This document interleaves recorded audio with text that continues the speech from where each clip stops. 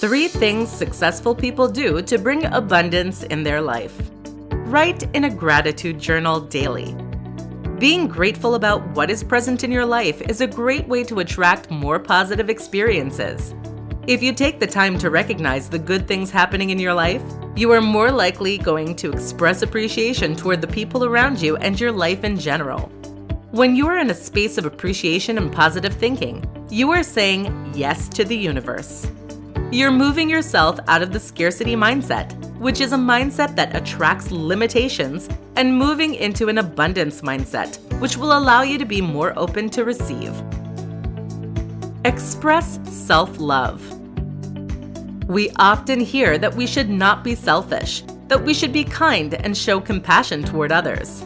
In reality, self-love is not selfishness. It is putting ourselves as a priority so that we can be our best self in our life and for others.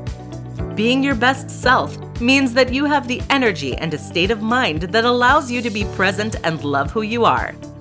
By appreciating yourself more and accepting that you don't need to be perfect to receive love, you are shifting your mind to be more open to receive.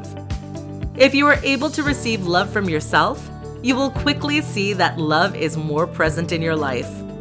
The more you're comfortable with yourself, the more you will attract positive experiences and open your arms to welcome abundance in your life. Receive with arms wide open. Some people are really uncomfortable with receiving help, gifts, or a compliment from a friend. If this is the case for you, you need to learn to say thank you and stop trying to find excuses that express that you are not worthy of receiving. It doesn't matter in what form you refuse receiving.